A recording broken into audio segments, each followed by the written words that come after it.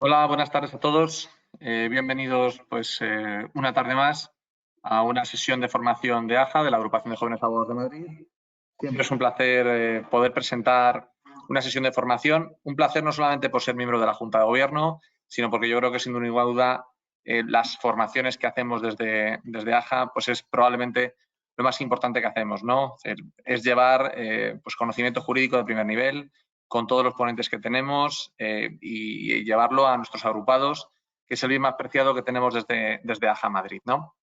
La sesión de hoy, la del derecho al honor, a la intimidad y a la propia imagen de los influencers, va a ser impartida por Mario Bonacho, que es socio de Averun Abogados, es experto en Derecho de Protección al Honor, licenciado o graduado, ahora ya, pero bueno, licenciado de la Universidad de Alcalá, por competencia absoluta, que tiene otro colegio distinto, pero para que veamos que aquí toda la gente que es buena y que nos va a aportar, contamos con ellos, incluso que sean de otro colegio. Esto, como escuchaba el amigo Álvaro Escudero, se enfadaría. Muchísimas gracias, Mario, por compartir con nosotros, por aportarnos valor, por aportar formación a AJA. Gracias siempre a Ángel Alonso Gavito, que está ahí al mando de la operativa y que sin él no podríamos llevar a cabo nada. Y a todos vosotros que asistís a nuestras formaciones, pues animaros no solamente a seguir asistiendo a lo que nosotros creemos que es aportar un valor inmenso a las formaciones de AJA, sino a todas las actividades que desarrollamos de la Agrupación de Jóvenes Abogados de Madrid.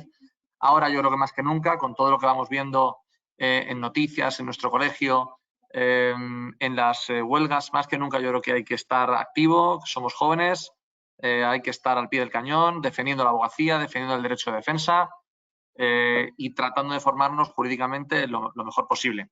Así que muchísimas gracias a todos. Esperamos que la sesión de formación de hoy sea extraordinaria. Seguro que lo va a ser con Mario. Y Mario, a ti, muchísimas gracias por compartir con nosotros. Os dejo con Mario. Muy bien. Bueno, lo primero, muchas gracias a AJA, ¿no?, por contar conmigo para esta formación y sobre todo también al ICAM. Estoy colegiado en el Colegio de Abogados de Madrid. Voy a intentar ser lo más práctico posible para, bueno, no centrar la ponencia en aspectos demasiado teóricos. Y bueno, me gustaría comenzar explicando el motivo, ¿no?, de la elección del tema, el derecho al honor, a la intimidad y a la propia imagen de los influencers, sustentado fundamentalmente pues en dos factores. En primer lugar, porque pertenezco a un despacho que es especialista en la protección de estos derechos fundamentales, Averun Abogados, y tratamos con este tipo de asuntos, ¿no?, día a día, y por lo tanto pues es un tema que está en boga y por lo tanto, habida cuenta de que el marco de los influencers pues es muy controvertido, creo que es un tema muy interesante para todos, ¿no? Y luego, por otro lado, también porque hemos obtenido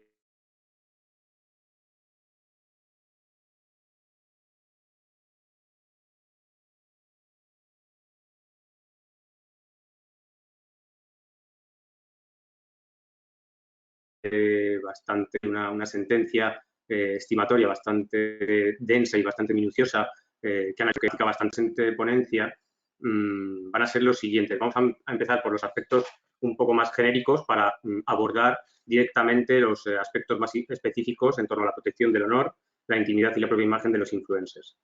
En primer lugar, esa protección del honor, la intimidad y la propia imagen de las personas públicas. Haremos un breve repaso, ¿no?, de los conceptos de estos derechos fundamentales asociados a aspectos más tradicionales, ¿no?, el tema de las personas públicas, los famosos. En segundo lugar, ya nos centraremos en la figura del influencer para discurrir sobre si los influencers, y depende de qué tipología de influencer, es una persona pública o es una persona anónima. En tercer lugar, abordaremos la cuestión relativa a la protección de esos derechos fundamentales de los influencers. Y en cuarto lugar, pues también trataremos de aplicar la conocida doctrina de los actos propios en el marco profesional de los influencers. Y finalizaremos básicamente pues con el antecedente jurisprudencial que disponemos. Pertenece a una sentencia, como he dicho anteriormente, estimatoria, y creo que es bastante ilustrativa, sobre todo algún fragmento de la misma para que acabemos la sesión, ¿no?, con ciertas nociones y sobre todo con la realidad jurídica y judicial de esta casuística. Bien, en el primer punto, como decía en ese sumario, Es importante tener claro los conceptos de derecho al honor, a la intimidad y a la propia imagen para luego poder analizar minuciosamente esa tarea de ponderación, esa tarea de colisión de derechos fundamentales para ver, dependiendo del escenario en concreto, qué derecho prevalece sobre cuál.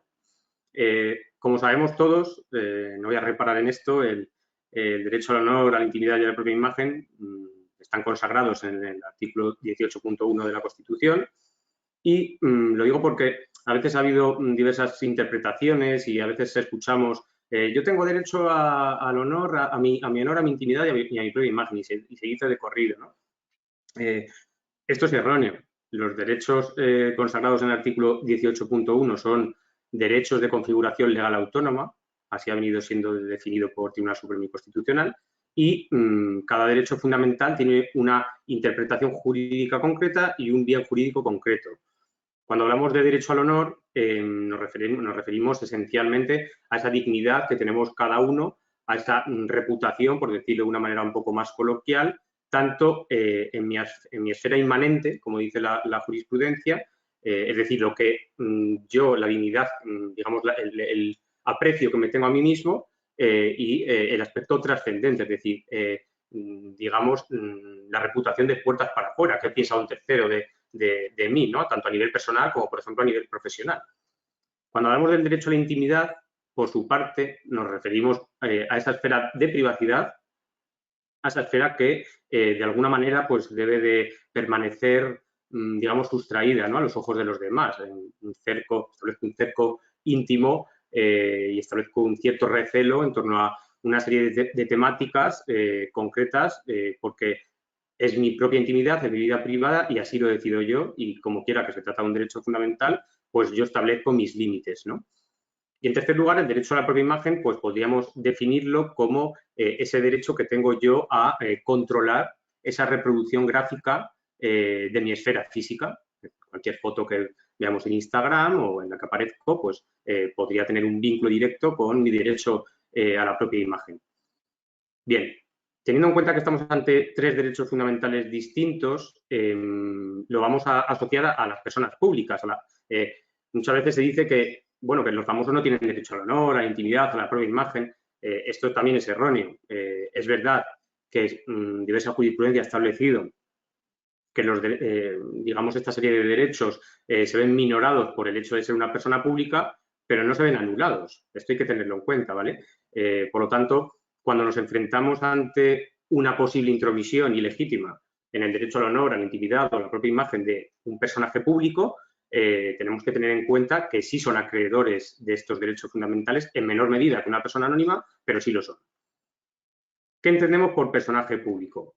También ha habido muchos debates, ¿no?, en torno a la jurisprudencia constante del Tribunal Supremo y Constitucional sobre, bueno, qué se entiende, ¿no?, por el concepto de personaje público. No hay tampoco una definición muy específica, pero sí entendemos que esa proyección pública se reconoce, pues, por ejemplo, por una actividad profesional, por tener relación con un importante suceso, también por cuestiones sociales. Es decir, hay diversos factores que marcan si yo puedo ser una persona de proyección pública o no. Ya digo que no hay un concepto demasiado asentado sobre esto y cada caso es un mundo y hay que analizarlo de manera pormenorizada, pero a grandes rasgos podemos decir que esos son más o menos los elementos que hay que tener en cuenta para concluir si estamos ante un personaje público o no.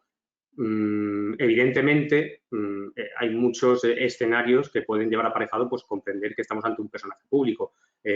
Una actriz, un cantante, un deportista, ¿vale? Entonces, vemos cómo en función de los diversos escenarios se puede ser un personaje público, pero no obstante ello, sí que tenemos que tener en cuenta que, de alguna manera, un personaje público, por ejemplo, pues un tenista, puede ser un personaje público y, por lo tanto, verá sometida, digamos, una menor protección de sus derechos fundamentales, por ejemplo, en torno a su propia imagen, pues si está jugando al tenis, obviamente no se va a ver vulnerada su propia imagen. Si sacan un medio de comunicación, si publica un medio de comunicación una foto de ese tenista pues, practicando ese deporte por el que es conocido, obviamente no estaríamos ante una intromisión en su derecho a propia imagen, ¿no?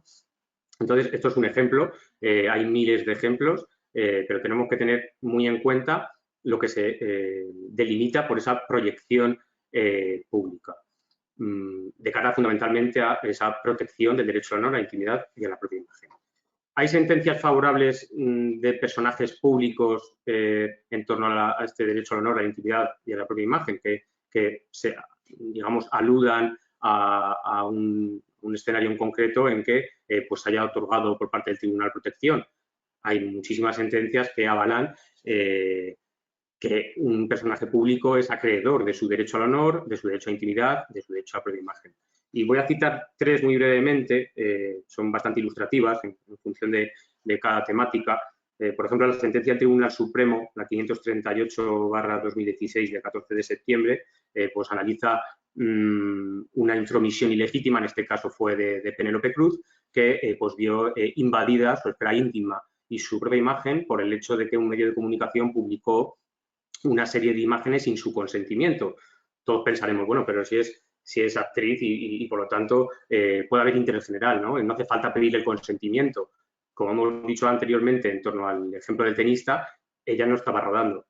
Ella estaba en un domicilio privado con un amigo y por lo tanto esas imágenes fueron captadas de forma subrepticia. Por lo tanto, no había un consentimiento expreso ni un interés general para publicarlas. Y a título de ejemplo también, pues bueno, nos sirve la sentencia de la Audiencia Provincial de Cádiz, 158/2021, de 20 de septiembre del 2021, de nuestra cliente María José Campanario, que vio protegida, a pesar de ser un personaje público que había cooperado con la prensa, vio protegida su esfera privada, su derecho a la intimidad, y en la Audiencia Provincial, en este caso, y en la primera instancia en los mismos términos, se ratificó que ella era acreedora de su derecho a la intimidad. Había protagonizado efectivamente diversas portadas, diversas entrevistas en determinados medios sensacionalistas, pero como bien sostenía la Audiencia Provincial de Cádiz, el hecho de ser personaje público y haberme lucrado previamente de una serie de aspectos no es óbice como para que me vea mermado en la protección de mi derecho a la intimidad, ¿no? En este caso, por ejemplo, se obtuvo una indemnización de 168.000 euros. Luego entraremos un poco más al tema de indemnización a grandes rasgos, pero bueno, esto por desgracia es un poco subjetivo y discrecional el tema de la cuantificación del daño moral, pero bueno, cito esas dos sentencias porque creo que es relevante tenerlas en cuenta a efectos de que veamos que las personas públicas también son acreedoras de esos derechos fundamentales.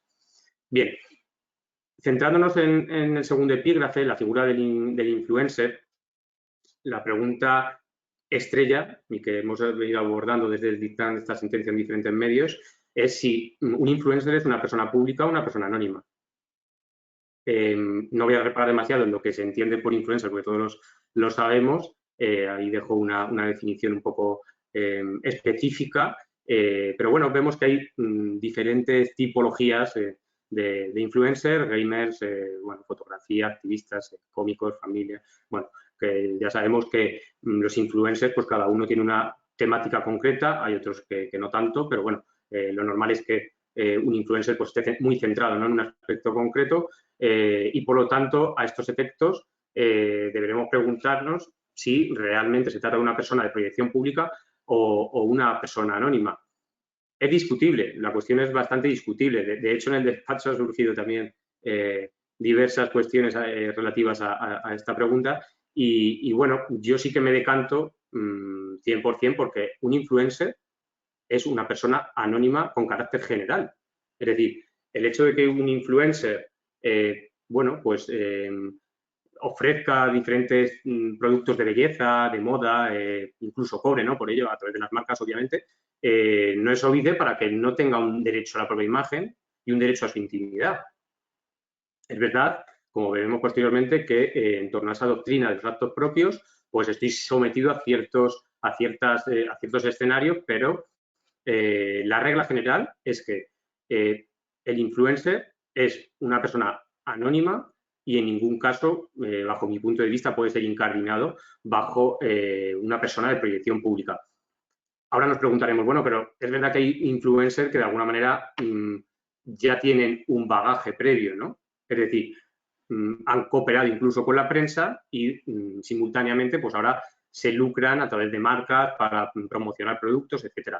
bueno, eso es distinto, ¿vale? Estamos hablando a lo mejor de una persona pública que posteriormente utiliza Instagram para promocionar ciertas cosas, ¿no? Ciertos productos, pero un influencer que no tenga un bagaje previo, una notoriedad pública previa, para mí, en mi opinión, es una persona anónima a todos los efectos por el hecho de no haber querido cooperar con ningún tipo de medio de comunicación o incluso prensa sensacionalista para vender su vida privada, ¿no?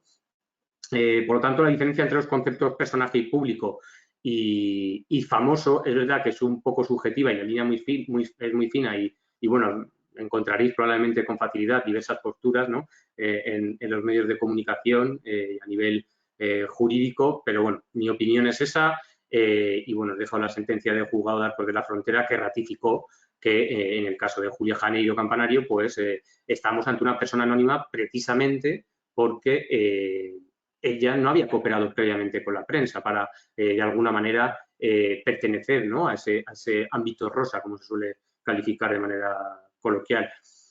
Por lo tanto, el hecho de que Julia, en este caso, tenga una cuenta de Instagram y haya promocionado ciertos productos y sea calificada como influencer, no es óbice, como bien relata la sentencia, no es óbice como para que se le vean despojados la protección de todos sus derechos fundamentales, ¿no? Y a estos efectos tenemos que distinguir entre, digamos, lo que es una persona de proyección pública y lo que es una persona famosa. Cuando estamos tomando un café y decimos, bueno, pues esta persona puede ser famosa. No es lo mismo que ese argot en el sentido de emplear la terminología de persona de proyección pública que persona famosa. Lo digo porque he escuchado ya bastantes opiniones que no comparto en absoluto por cuanto no es lo mismo una persona de proyección pública a efectos jurídicos en una ponderación de derechos fundamentales que charlar sobre si una persona puede ser más o menos famosa. Básicamente porque cuando una persona es famosa habrá muchas opiniones, ¿no? Bien. En tercer lugar, ya vamos ahondando, ¿no? En la protección del derecho al honor, a la intimidad y a la propia imagen de los influencers y, bueno, delimitado si el influencer puede ser catalogado como una persona pública o una persona anónima, habrá que atender, como he dicho anteriormente, a la calificación concreta a la tipología concreta del influencer para arrojar luz sobre si ese influencer ha podido ver transgredido su derecho al honor, a la intimidad o a la propia imagen en función pues, de una publicación o de que un medio de comunicación haya publicado una imagen suya obtenida de Instagram, habrá que atender a ese conflicto de derechos fundamentales, ¿no? Lo normal, nos vendrá a todos a la cabeza, pues cualquier tipo de programa televisivo o medio de prensa escrita que emplea imágenes, ¿no? de un Instagramer, pues fundamentalmente para aludir a una circunstancia concreta. Obviamente, si es Instagramer de alguna manera muestra su consentimiento expreso con el medio de comunicación, no va a haber ningún problema. La cuestión viene cuando realmente el medio de comunicación no dispone de ese consentimiento expreso por parte del influencer, ¿no? Por lo tanto, en esa colisión de derechos fundamentales habrá que valorar si el medio de comunicación digo, o un tercero, porque ya sabemos que podemos obtener una foto cualquiera de nosotros y publicarla, ejercita su libertad de información acorde a la jurisprudencia, cumplimentando los requisitos del consentimiento expreso y del interés general, o por su parte prevalece pues el derecho al honor, el derecho a intimidad o el derecho a propia imagen del influencer. Como hemos dicho anteriormente al comienzo, se trata de derechos de configuración legal autónoma y, por lo tanto, no es lo mismo afrontar un escenario en el que se ponga en entredicho la reputación del influencer, ¿vale?, que de alguna manera se exprese simple y llanamente o se obtenga esa imagen del influencer y se publique en un medio de comunicación sin su consentimiento, aunque no vaya acompañada de una información peyorativa o que desemboque una intromisión en su intimidad, ¿vale? Por lo tanto, tenemos que distinguir la protección de esos tres derechos fundamentales para concluir qué derecho prevalece sobre cuál. Cuando nos encontramos ante, por ejemplo, una información que puede ser peyorativa para proteger el derecho al honor del influencer, tendremos que analizar si esa información carece de veracidad. Si, por ejemplo, estoy publicando una información relativa a, no lo sé, una relación sentimental o una actuación concreta, un influencer que en exclusiva se dedica a promocionar actividades deportivas, entrenamientos personales, etcétera, si realmente no hay una veracidad en esa información, pues lo más seguro es que prevalezca el derecho al honor del influencer deportista, en este caso. De la misma manera, cogiendo este mismo ejemplo, si se publica un aspecto íntimo de ese influencer que se dedica en exclusiva en su plataforma a comercializar con entrenamientos, pues de alguna manera, si no hay un consentimiento expreso para divulgar esa información, que no creo que exista, pues en la medida en que no hay un interés general, prevalecerá su derecho a la intimidad. Si yo me dedico en exclusiva a promocionar unas ciertas, o digamos, a publicitar ciertas pautas deportivas para entrenar o para, bueno, de alimentación incluso, mi perfil se verá abocado a eso, en exclusiva. Y por mucho que yo tenga no sé cuántos mil seguidores, el medio de comunicación en absoluto está legitimado para, de alguna manera, indagar en mi vida privada, ¿no? Y lo mismo con el derecho a la propia imagen. Si no hay un consentimiento expreso para publicar esa imagen que yo tengo alojada en mi cuenta, en mi red social, prevalecerá mi derecho a la propia imagen como influencer, habida cuenta de que, de alguna manera, yo no he mostrado ese consentimiento expreso. Aquí sí que hemos también, bueno, intercambiado opiniones, ¿no? Con diversos representantes de agencias de influencers y efectivamente hay casos en los que con los pies en el suelo, pues de alguna manera el influencer busca eso, ¿no? Promocionarse, salir en medios. El problema aquí es cuando esa imagen viene acompañada de información privada o información o expresiones peyorativas, ¿no? Que muchas veces, pues todos vemos en alguna ocasión, pues informaciones un poco, bueno, de carácter privado, ¿no? Que todos pensamos, bueno, esto lo habrá habilitado el influencer para de alguna manera darlo a conocer a todos los lectores. Pues eso es un poco la temática, ¿no? Y tener muy claro que cada caso hay que analizarlo de manera concreta para establecer qué derecho prevalece sobre cuál. ¿Cómo vamos de hora? Bueno, vamos bien. La doctrina de los actos propios en el marco profesional del influencer. Esto es fundamental. Es fundamental analizar en qué medida el influencer ha venido promocionándose en su cuenta, ¿vale?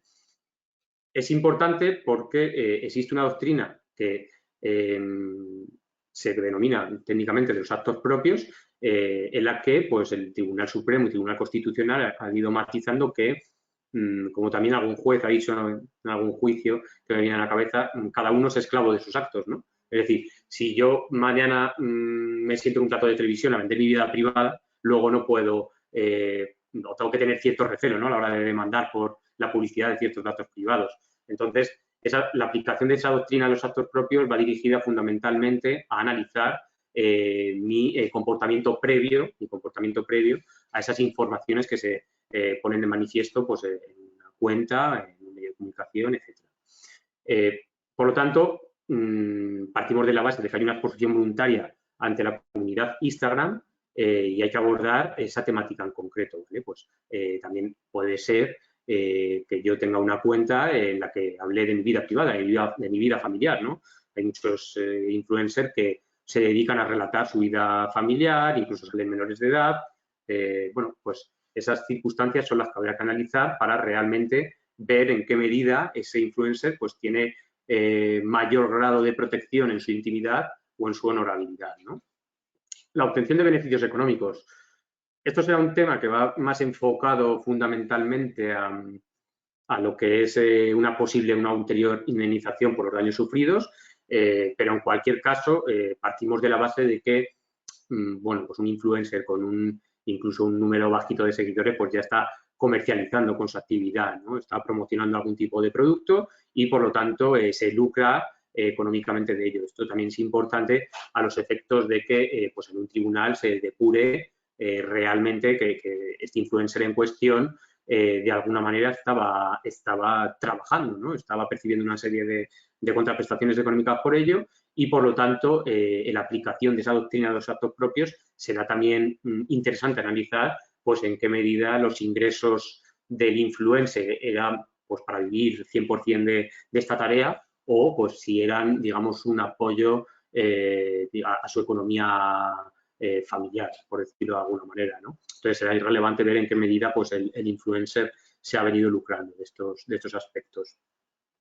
Por lo tanto, vemos que la incidencia de tales factores en la ponderación de derechos, de la que hablábamos anteriormente, cuando nos encontramos ante la colisión de la libertad de información versus el derecho al honor, intimidad y propia imagen del influencer, pues será relevante analizar toda esta serie de aristas, de requisitos, para de alguna manera concluir si pues prevalece un derecho fundamental u otro.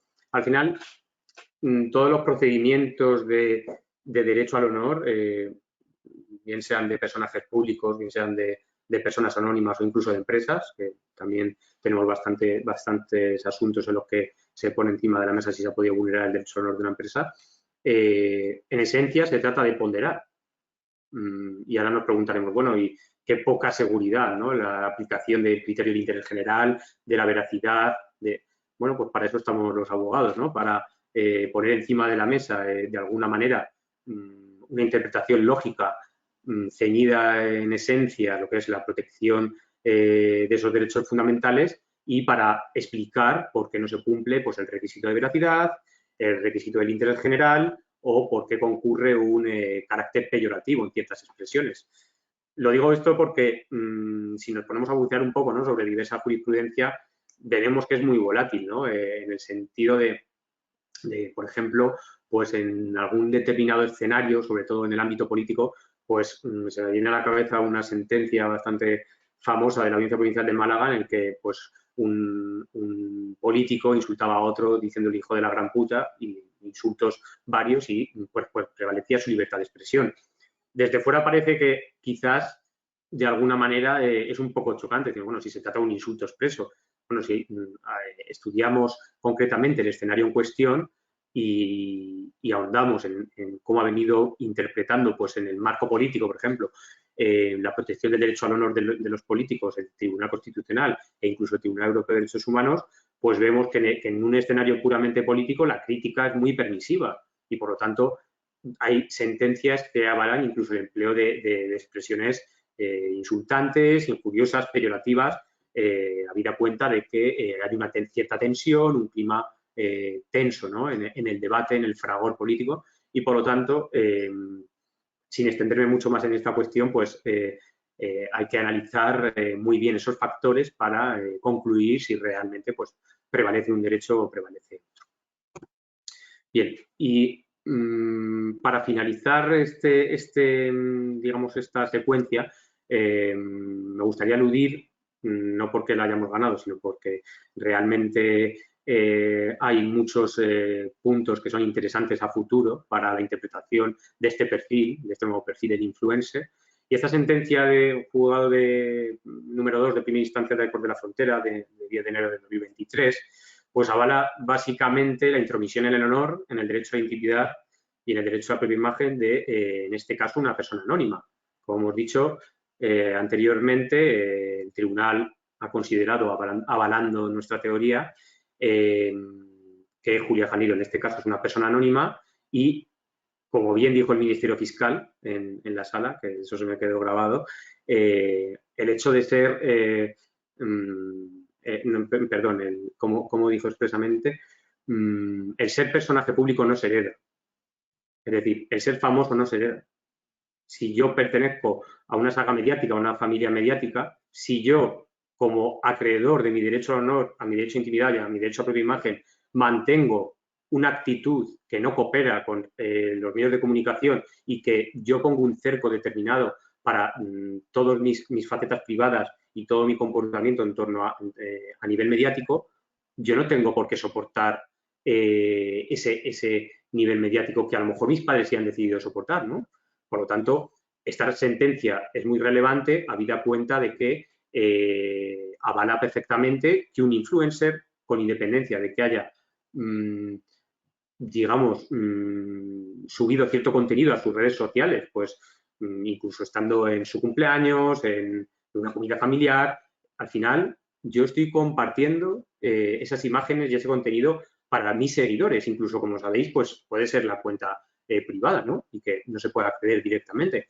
Entonces, es muy relevante que ya un tribunal ha analizado esta cuestión y ha compartido con nosotros pues que realmente el hecho de pertenecer a una familia probablemente mediática y el hecho de tener un perfil de influencer no es óbice para considerarse un personaje de proyección pública, ¿no? Y en este sentido, pues también se analizaron otras cuestiones que son algo más tradicionales, como el tema del derecho al honor por imputarse una serie de conductas carentes de veracidad. Esta vulneración del derecho al honor sí que es más achacable a otros procedimientos tradicionales, ¿no? En torno a protección del derecho al honor de famosos, de personas de proyección pública. Y en último lugar, pues también es relevante, como decía al comienzo de la ponencia, ahondar en la indemnización. Bueno, en este caso se consideraron pertinentes los 220.000 euros que solicitamos en la demanda. Es verdad que se trataban de un volumen de programas bastante amplio, ¿vale? No se trataba de un programa, de ahí la cantidad. Y, bueno, la juez de la instancia pues compartió en este caso nuestro criterio de aplicar una cierta cantidad por cada programa, ¿no? El tema de indemnización, lo digo por si hay algún influencer escuchando, es bastante subjetivo, ¿vale? El marco legal, el artículo 9, apartado 3 de la Ley Orgánica 182, que es el marco legal en el que nos movemos para ponderar estos derechos fundamentales, establece que acreditada la intromisión ilegítima se presume la existencia del daño, ¿vale? Estamos ante una presunción juris et de jure, es decir, que no admite prueba en contrario y, por lo tanto, en la medida en que se trata de un daño moral, los elementos que se manejan para cuantificar económicamente estos daños son bastante subjetivos. Hablamos de que el legislador en este apartado 3 del artículo 9 contempla básicamente que los elementos a tener en cuenta son las circunstancias del caso, la gravedad de la lesión y la difusión. Y, bueno, lo único más objetivo que hay aquí es la difusión, ¿no? La difusión que ha tenido al final estas informaciones. Entonces, si un influencer pues, ha sufrido una intromisión, por ejemplo, en su intimidad, pues será relevante atender esa difusión, ¿no? Esa difusión que ha tenido la noticia. Si por ejemplo, demanda a un tercero que tiene también una cuenta de Twitter, por ejemplo, y tiene 2 seguidores, pues bueno, la difusión será bastante escasa, ¿no? Por lo tanto, que tengamos en cuenta, ¿no? que esa cuantificación del daño viene precedida de un análisis lo más minucioso posible de esos elementos, pero que tengamos en cuenta que la horquilla es muy amplia y que no hay un baremo demasiado objetivo, ¿no? para cuantificar estos daños. Y, bueno, las ideas principales que he querido plasmar como a modo de conclusión, básicamente, pues que en función de las circunstancias concretas, el influencer pues será considerado una persona pública o una persona anónima. Como he dicho también a lo largo de la ponencia, pues se puede tratar de un influencer que ya tenga un cierto bagaje, ¿no? Un cierto bagaje público y ya, pues, antes de comercializar ciertos productos en su cuenta de Instagram, pues ya sea un personaje público a esos efectos, ¿no? Por lo tanto, habrá que atender a esas circunstancias concretas. La figura del influencer tiene derecho a proteger su honor, su intimidad y su propia imagen. Lo digo básicamente porque sí que, bueno, casi todos habremos leído que los influencers no tienen derecho al honor, a la intimidad y a la propia imagen, o que lo tienen bastante mermado y, como vemos a través de esta sentencia, esa interpretación es errónea y no es real. Efectivamente, un influencer tiene derecho a su honor, a su intimidad y a su propia imagen. La publicación de su imagen en un medio también puede constituir una intromisión en su propia imagen. Cuando nos enfrentemos a una publicación en un medio de comunicación que este medio de comunicación haya obtenido directamente esa imagen de la cuenta de Instagram, pues el hecho de que el periodista en cuestión o, bueno, cualquier persona que obtenga esa imagen de la cuenta de Instagram, que tengamos en cuenta que el Tribunal Constitucional ha sido muy tajante en este aspecto. No es una consecuencia natural inherente a los usos de Internet, ¿vale? El instagramer o de turno o el influencer publica exclusivamente esa imagen para esa comunidad, no para publicarla en otro medio. Y, por lo tanto, si no tenemos un consentimiento expreso, estamos ante una intromisión ilegítima en su derecho a la propia imagen. Bien, la publicación de aspectos privados del influencer puede constituir una invasión de su privacidad, de su derecho a intimidad en este caso. Los influencers, como he dicho, son acreedores de su derecho a la intimidad y, por lo tanto, pueden también ejercitar acciones legales si se publica pues, una información que carece de interés general y si no hay un consentimiento expreso para publicar esa información. Especial relevancia a los actos propios del influencer, importante atender a esa conducta previa del influencer y, lo más importante, que sepamos que hay una sentencia favorable ya en este aspecto y, por lo tanto, bueno, que el melón, como se suele decir, está abierto, ¿vale?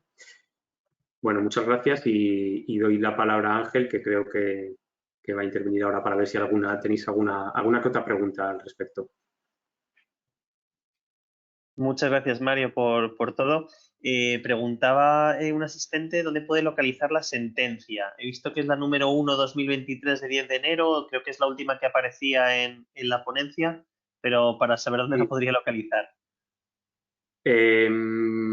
Bueno, yo creo que no está ya todavía alojada en un buscador porque la sentencia de momento no es firme y creo que de momento no está alojada en un buscador. Si quiere conocer cualquier aspecto, pues puede escribirnos al buzón de Averun Abogados, averun@averun.es. Perfecto, gracias. Pregunta Julia Martínez. Dice que quién era el demandado en el procedimiento de Julia Janeiro, si las productoras de los programas, la cadena, es decir, que si quien capta las imágenes, la información o quien la emite. Bien, buena pregunta.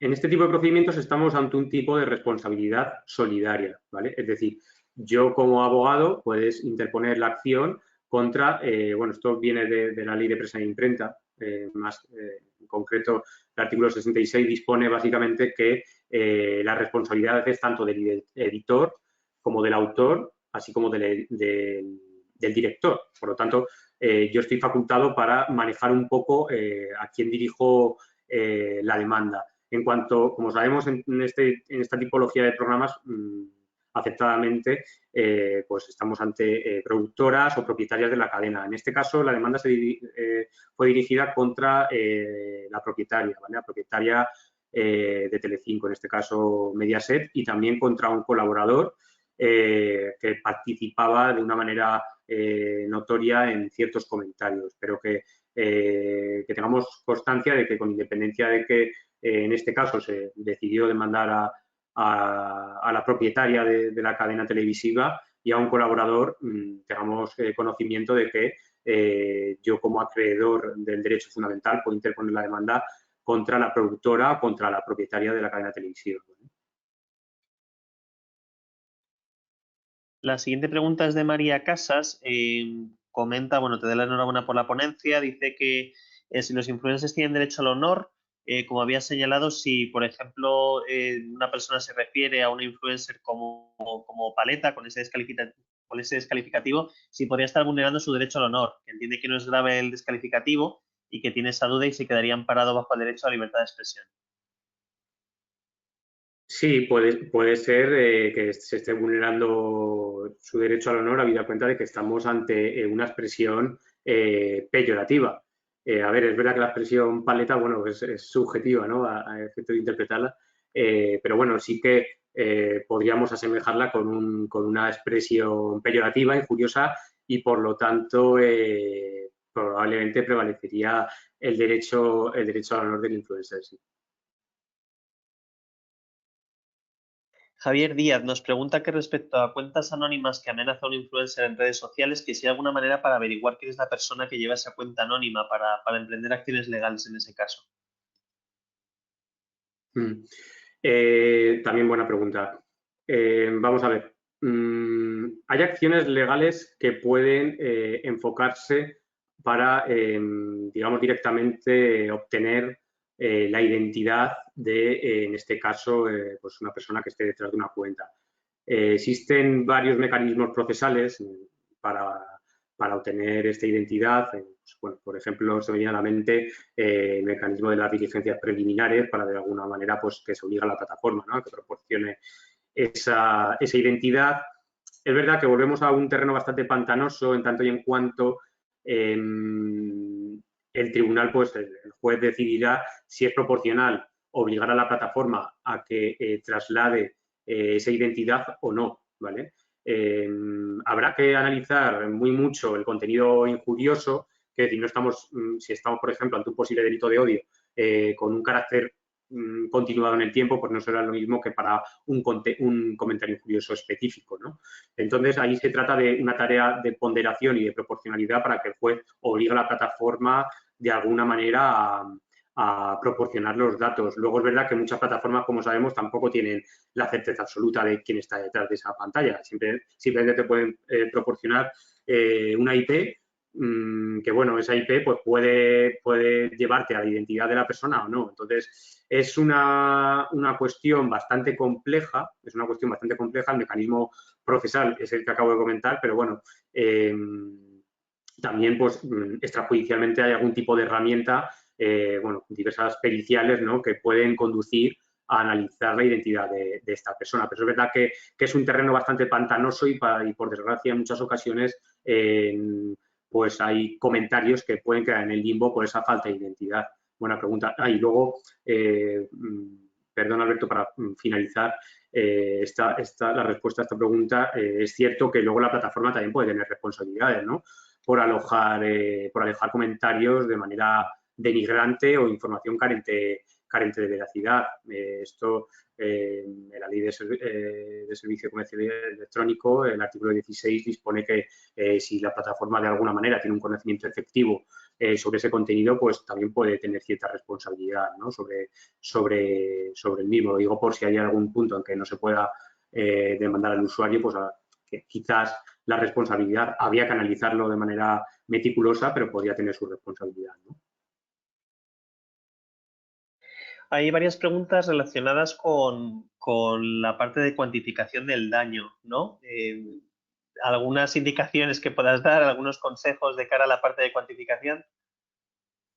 Bueno, como he dicho al final de la ponencia, partimos de un daño moral. Es decir, un daño moral que deviene, pues, por ejemplo, si han publicado un aspecto de mi vida privada, la pregunta es, ¿cuánto vale económicamente que hayan publicado una faceta privada mía? Pues a lo mejor para unos vale 1 millón de euros y para otros 1 euro, ¿no? Es un poco subjetivo. Es verdad que hay ciertas líneas cuasi objetivas para delimitar esto, o por lo menos no para delimitarlo, sino para arrojar una cifra que sea coherente, ¿no? Yo en este punto sí que me gustaría destacar pues que en muchas ocasiones las cuantías son muy escasas, la verdad, muy escasas.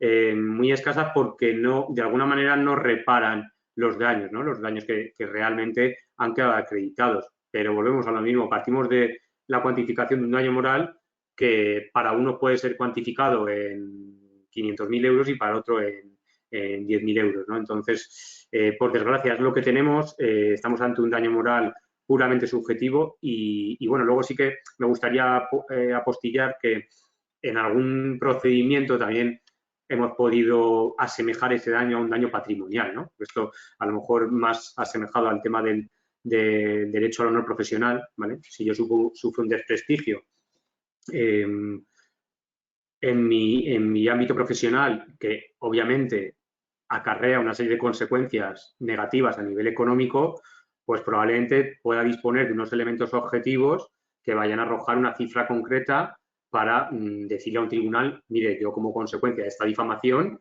o como consecuencia de esta información que se ha divulgado sobre mi persona, pues he dejado de ganar esto, ¿no?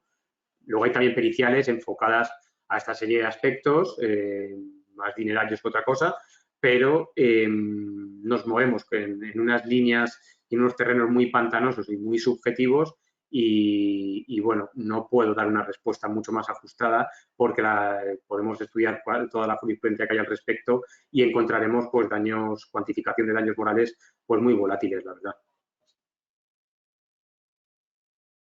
Diego Sato, un poco relacionado también con las plataformas que comentábamos anteriormente, si podrían incurrir en algún tipo de responsabilidad en esos casos, ¿no? Por ejemplo, por las cancelaciones de determinados perfiles en redes sociales y demás. Si también suponen algún tipo de vulneración. Vale, bueno, aquí estamos hablando de otra cosa. Estamos hablando posiblemente de un incumplimiento de contrato, que no tiene nada que ver. Quiero decir, si, por ejemplo, la plataforma cancela la cuenta a un Instagramer que de alguna manera vive esencialmente de su cuenta, probablemente estemos ante otro tipo de procedimiento, ¿vale? No tiene nada que ver con la protección del derecho al honor, a la intimidad y a la propia imagen. No sé si la pregunta va por esos derroteros, pero entiendo que sí que hay unos ciertos mecanismos procesales para, de alguna manera, que la plataforma, en la medida en que, de alguna manera, proporciona esa herramienta para que yo comercialice mis servicios, pues sí que entiendo que hay una acción para hacer responsable a la plataforma de un posible incumplimiento de contrato, pero vuelvo a reiterar que entiendo que no tiene nada que ver con una intromisión en el honor, la intimidad y la propia imagen. Paola Chamorro pregunta si se podría explorar reclamar algún tipo de responsabilidad indirecta a un influencer que incita a terceros a vejar a otro. Bien, sí, probablemente sí. Probablemente sí. Habrá que ver concretamente, habrá que analizar de alguna manera esas expresiones y esa incitación, pero sí que se me viene a la mente algún procedimiento en el cual un codemandado ha llevado la voz cantante en torno a, como se conoce coloquialmente, tirar la piedra y esconder la mano y que dispare otro luego. Y sí que efectivamente, un influencer que de alguna manera, de una manera incluso velada, fomente el odio a un tercero y que fomente en una comunidad concreta pues una serie de desprestigios, probablemente lleva aparejado una responsabilidad por cooperar, ¿vale? Por cooperar en esa intromisión ilegítima en el derecho al honor. En mi opinión, sí. Justo he hecho, Diego, una puntualización sobre la pregunta de antes, que hablaba también de la cancelación y hablaba de eso, ¿no? De precisamente cancelaciones de personas, de avalanchas de gente que, bueno, pues que al final van vertiendo un poco de odio en determinadas redes sociales y puedan tener esos problemas. Vale. Pues no hay más preguntas, Mario. Por mi parte, muchísimas gracias. Te traslado la enhorabuena por la ponencia que nos están dando a través del chat y a través de las preguntas de los asistentes. Y muchísimas gracias por tu participación. Gracias a vosotros y gracias a todos los que os habéis conectado. Espero haber sido lo más práctico posible. Muchas gracias, Mario. Gracias. Buena tarde.